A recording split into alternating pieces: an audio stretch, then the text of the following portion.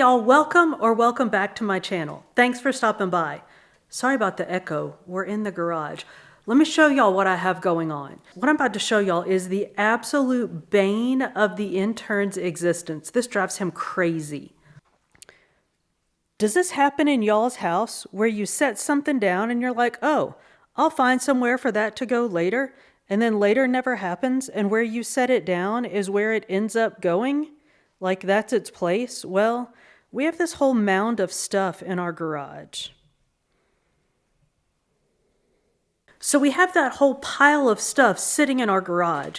And I know it drives the intern half crazy when he sees it. So I bought these shelves at the Walmart. I actually ordered 2 sets of shelves, but I only got 1, which is probably fine. So I'm gonna put together these shelves, put some stuff on them, see if we like it, and then if so, I will order a second set of the same kind of shelves. So let's see how this goes. Oh, before I do this, let me tell y'all. Y'all are gonna be laughing at me, which is fine, because I'm sore from head to toe. Because I told y'all before that I do those, look at Bo's like, what are you doing? I do those ridiculous challenges on the Peloton website. Well, they usually end at the end of the month. Well, tomorrow's the end of the month. And as I mentioned when we talked about SMART goals, a goal has to be T. The T in SMART is time bound. A goal has to be time bound. Well, my goals are time bound at the end of the month. So I'm coming up to the end of the month and I have like 6 strength workouts that I still have to do to earn my gold medal. So I've been doing like 5 strength workouts a day and y'all, everything hurts. So if I wince while I'm moving this stuff, feel free to laugh at me because I am in a hell of my own making. All right, let's go do this.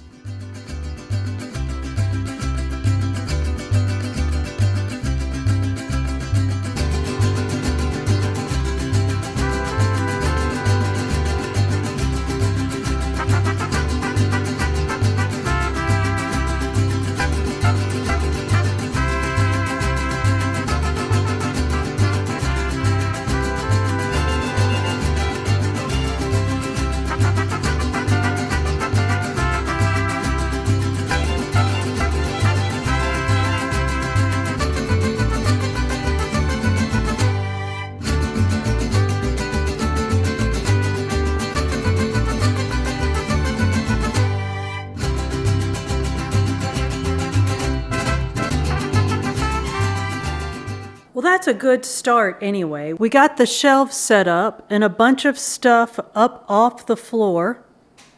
Bo approves. Got this stuff kind of organized a little more neatly. So we'll see what the intern says when he gets home.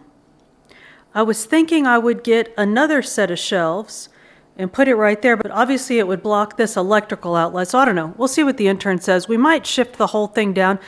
Who knows? I'm obviously overthinking this. But y'all, like I said, that's a good start. And it beats my alternative choice for activity for the day, which was getting outside and shoveling some of this mess.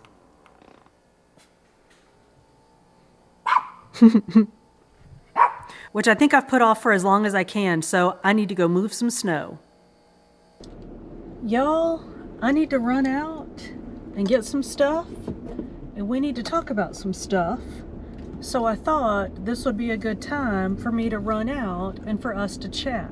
I thought about doing a walk and talk, but y'all can probably see out this window. It's cold out there.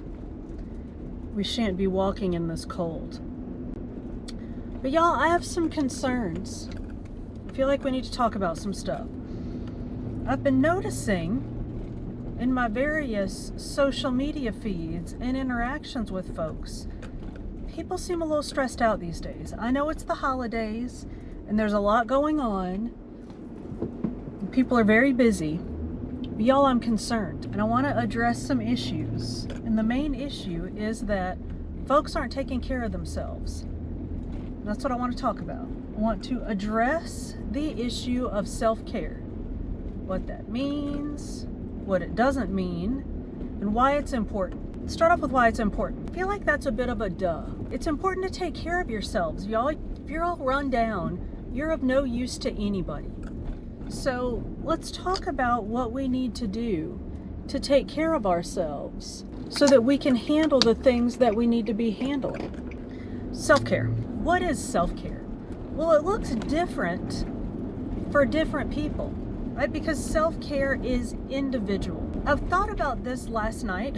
I kind of laughed because the intern and I at the end of the day were just exhausted. It was cold. We'd been working all day. Now, I mean, I don't work outside, but the house was cold, so we had the fireplace going, and I was sitting on the couch in front of the fire with the dogs beside me, and I was reading a book. And the intern came in and kissed me and said, "I'm going to kill guys." Because for me, self-care at the end of the day is relaxing, reading a book, sitting on the couch with the dogs, watching my friend Andrea call a basketball game, while self-care for the intern is almost the exact opposite. It's spending time in his man cave, playing video games with his friends and killing guys. So to me, it's solitude, right? It's being by myself or with the intern. But in this case, it was being by myself with the dogs, reading a book. And for the intern, it was interacting with people and noise and things coming at him and engagement. But those two things, even though they were so different, they're equally relaxing to the two of us. So self-care could be any one of a number of things. Well, researchers at the University of Kansas have come up with 7 pillars that they say self-care is sort of based on or predicated upon. And they are, hang on, let me see if I can get these all. They are mental, emotional, physical, environmental, spiritual, recreational, and social. Did I say social twice? So their researchers say that those are 7 ideas around which you can sort of organize your activities or ideas of caring or maintenance for yourself. So those 7 aren't going to be equally important to you, right? Like you're not going to necessarily spend as much time, I'm about to sit through a green line. You're not going to spend as much time necessarily concerned about your recreational well-being as you will your mental well-being. Or sometimes you will spend more time concerned about environmental issues like your house, right? Things in your environment than you will your mental well-being because you're feeling good, right? Like your mental health is good and your house is a mess. So you need to spend more time on your environmental well-being than you do your mental well-being at the time. So it's sort of a sliding scale. And they're not going to be the same for you as they are for somebody else, right? For me, recreation is really high. I work out every day, but I don't necessarily interact in person with other people every day. I interact online with other people every day, but not in person. And for some people, interacting in person with other people every day is just absolutely paramount to their happiness. Again, self-care is individual. It's individualized and it changes from person to person and from time to time within people. So what does that mean? Where are we going with this? How do we do it if it's so sort of wishy-washy and changey? Well, I have some ideas for you. If you don't know where to start, come up with something you can look forward to. Like there's somebody, I'm not going to turn the camera and put this person on blast, but there's somebody running up the street right now. For some people, running is their self-care. And when you start running, you set goals. So your goal might be to run 10 miles. Well, you're not going to run 10 miles right at first. Your first goal might be running a mile, and you'll gain a sense of accomplishment and achievement from running that mile. And you'll gradually increase your distances until you reach that goal of running 10 miles. I have a funny story. Can't believe I'm telling this story on myself. We got the Peloton bike in April of last year. Y'all have heard me talk about the challenges that they have that you can do on the Peloton app.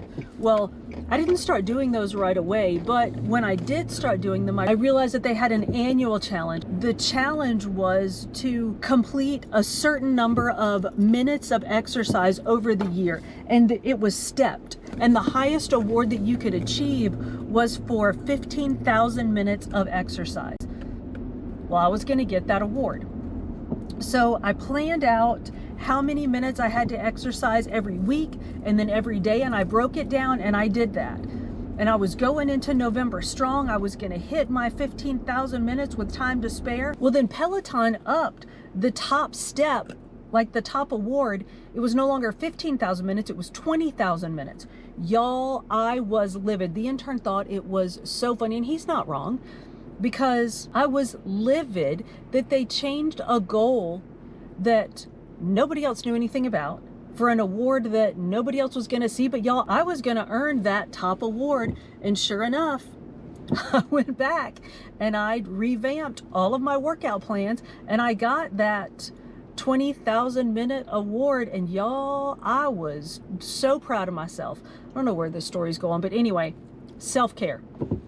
So find something that you can look forward to. Like, y'all, I looked forward to those workouts every single day because I knew every time I did one of those workouts, I was getting closer and closer to my goal. That's self-care, something that you can look forward to. You know, we talked about pillars of self-care. Sometimes those pillars involve just general maintenance, right? Cleaning your house, organizing things, making doctor's appointments for your annual checkup.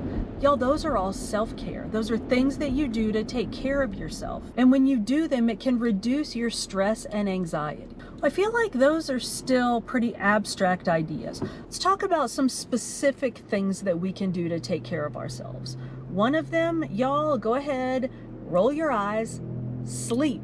We've all heard it. You've heard it your whole lives. You need to get a good night's sleep. Now, I know that just knowing that you need more sleep is not going to allow you to manifest time during which to sleep. So let's talk about how you can maximize the amount of time that you have to sleep. How can you get better sleep? One of the things that I feel like a lot of adults don't do because we're all just so busy is maintain a bedtime routine. We started with kids when they're babies, but then somehow when we're adults, oh, it's getting warm in here.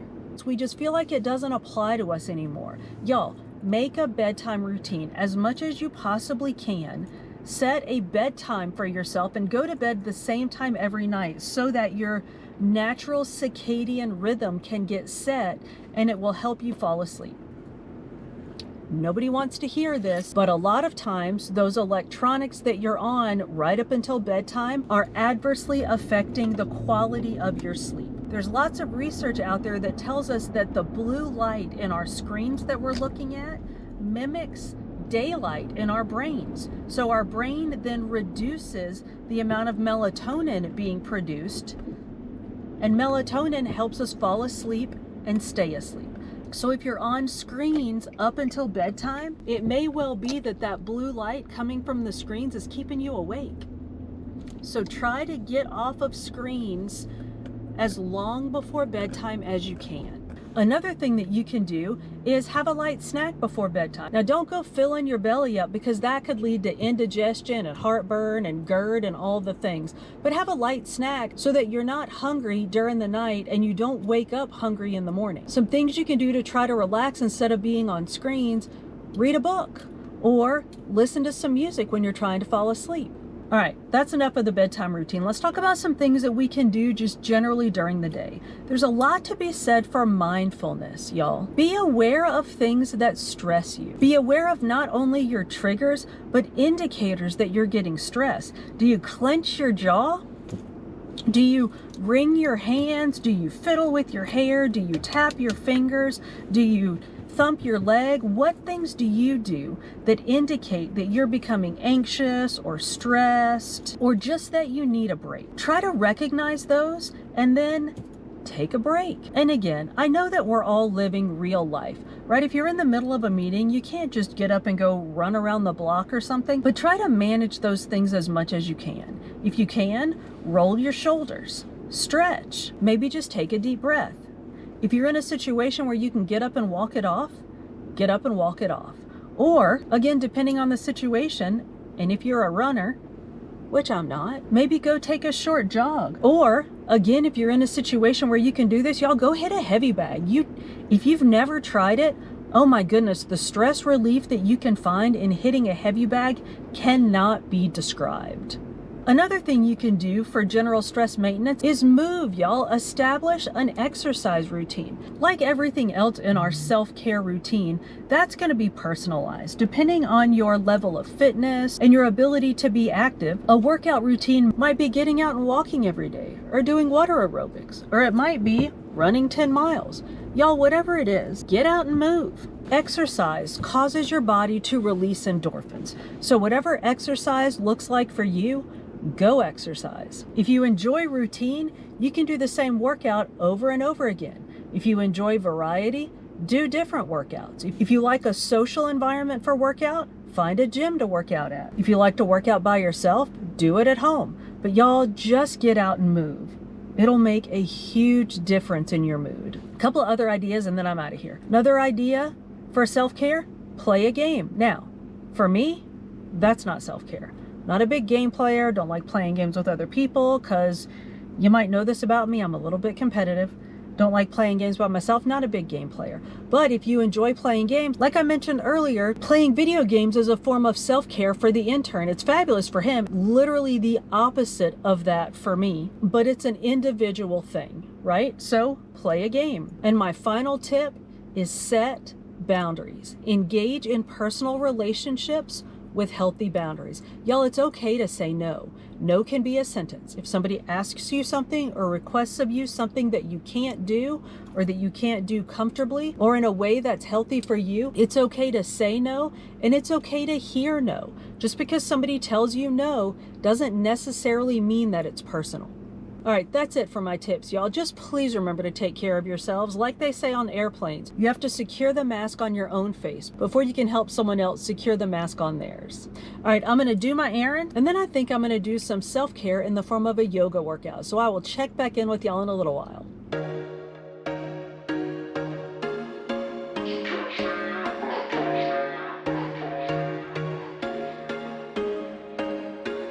There was once a day that I would pray for you. I'd go and misbehave just so you'd notice too. Sneaking looks up and down from across the room. And damn, what a hell of a view. I feel good, you look great. I like you, I can't wait. A first time, a first date. You're so fine, I'm so late. You sip wine, I drink straight. Don't waste time to my place. I feel my heart erase. So catch me if I fall.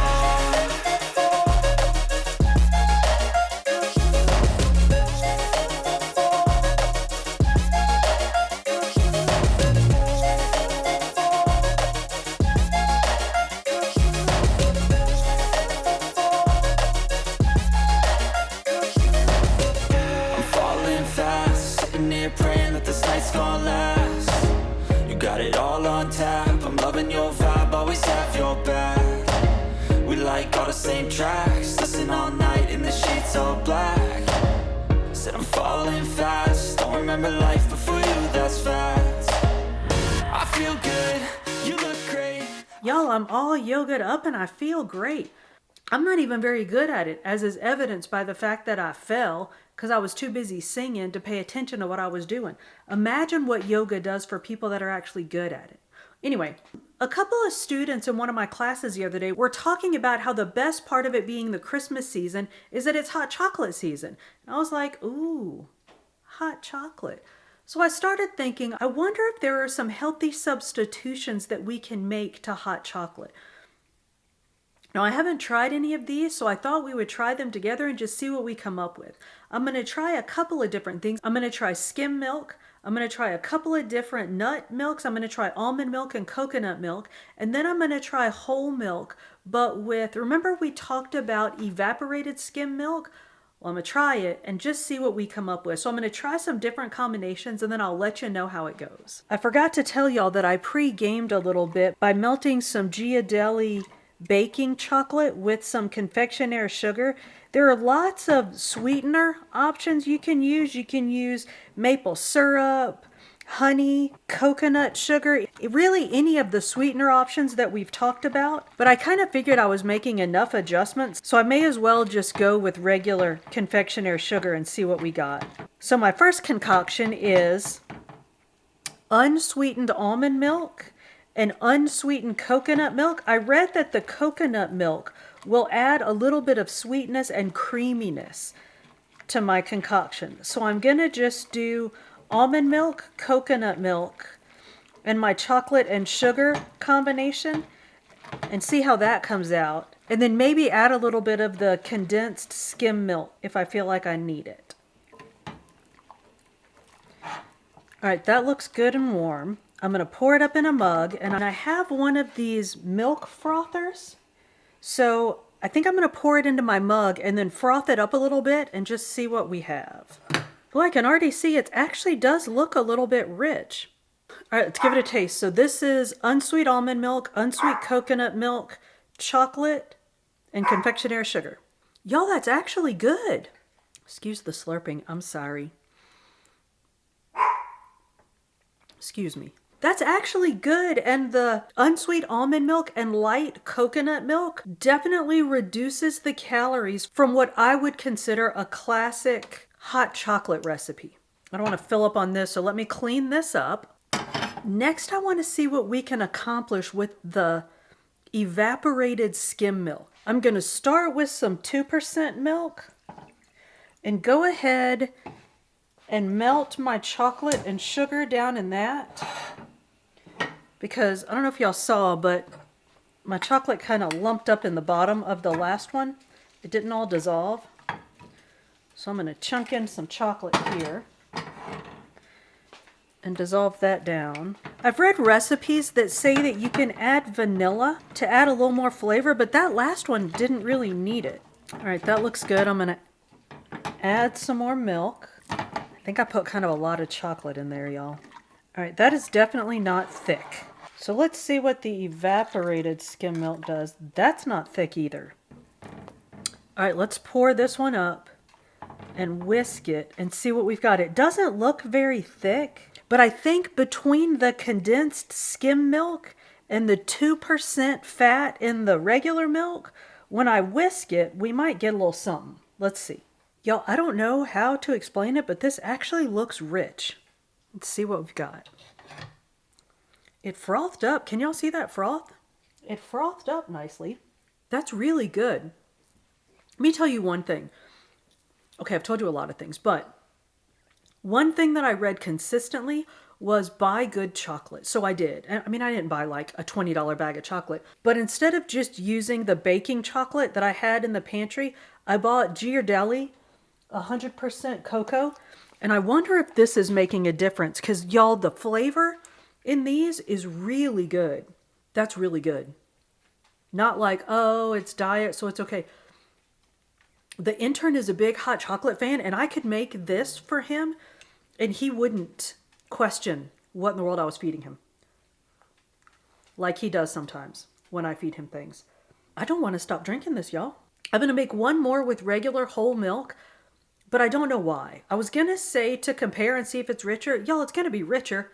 It's whole milk. But this is good. And the one made with unsweet almond milk and coconut milk was good too.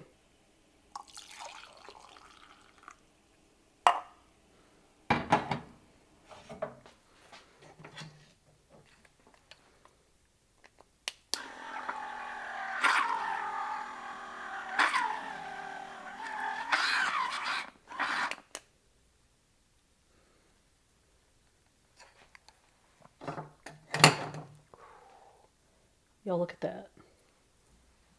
I think this one's going to be hot. All right, no mystery. Hot chocolate made with whole milk is rich and yummy, but I believe that you can use evaporated milk instead of heavy cream to thicken it. Get you a milk frother. Get you some good chocolate and either unsweetened almond milk and coconut milk together, or you can use 2% and evaporated skim milk as your milk with some good chocolate. And like I said, I use confectionery sugar. You can, of course, use your sweetener of choice. I didn't even try the vanilla, or you can put cinnamon in. There are all kinds of variations you can try. But y'all, I think I'm going to make myself a big cup of almond milk and coconut milk hot chocolate and go sit on the couch and read a book. Y'all, thank you so much for coming to my channel. If you haven't already done so, subscribe and hit that notification bell. I upload new food and fitness videos every Monday with some book videos sprinkled in between. See ya on the next one.